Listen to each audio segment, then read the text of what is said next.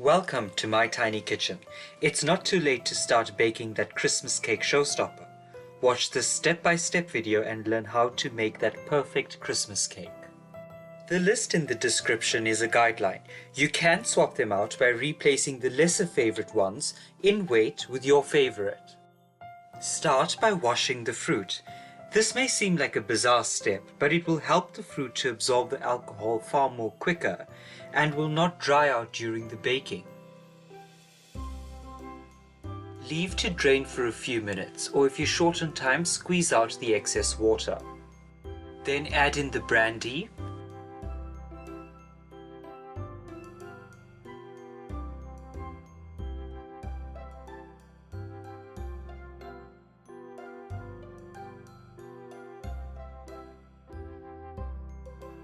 When you think that all of the fruit has a good coating of brandy, cover with cling film and store in a cool, dark place overnight.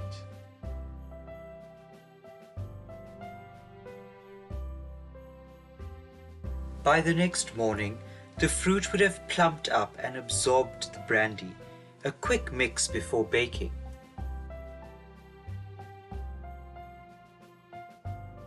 These are the rest of the ingredients for the Christmas cake. The full list is in the description. Start by adding the soft butter along with the soft brown sugar to a mixing bowl and mix until light and fluffy. Then add in the eggs one at a time, mixing well with each addition. Now add in the treacle, mix spice and plain flour. Mix these ingredients together until light and fluffy.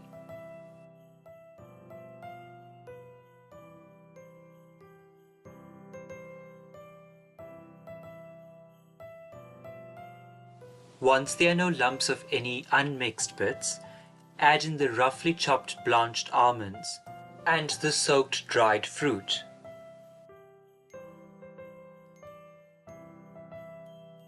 I did a bit of a bowl swap because my bowl got a bit crowded. This is not a formal step in the process. Once the fruit has been mixed through, add the mix to a baking paper lined tin. I've added the method of how I lined the tin with baking paper at the end of the video.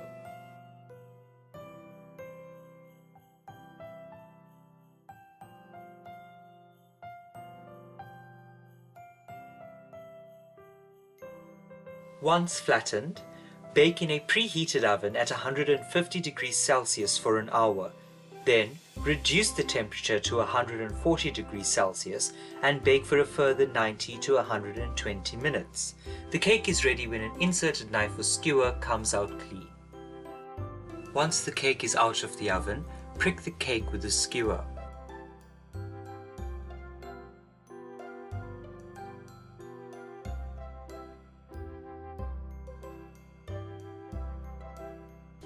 Then feed the cake by brushing on 1 to 2 tablespoons of brandy.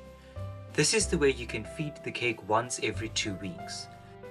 I find brushing on brandy better than spooning on because you can spread the brandy more evenly. Once the cake has completely cooled down, place the cake on some foil. Then cover the center of the cake with a piece of baking paper. This is to avoid the cake coming into contact with the foil that could taint the taste of the cake. Wrap the cake tightly and store in an airtight container.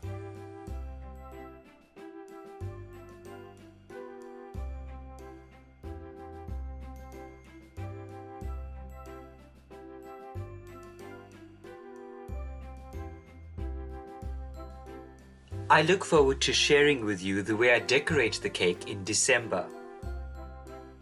The baking paper lining helps to provide some insulation against the heat of the oven, so the cake can bake more evenly. The extended height of the baking paper helps reduce the risk of the top of the cake from browning too quickly. How to line the baking tin. I suggest you do this before baking. Cut out sheets of paper that is approximately 3 to 5 centimeters taller than the baking tin and fold about 1 inch up. Then cut out strips on the flap about an inch apart on the fold. You would need at least 2 of these to go around the cake. Cut out 2 circles of baking paper using the base of the tin as a guideline. Brush the tin with melted butter. This will help the baking paper to stick onto it.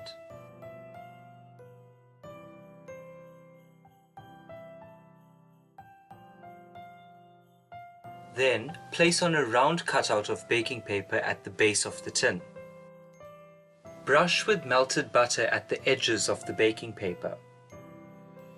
And place on the baking paper that has the strips cut out.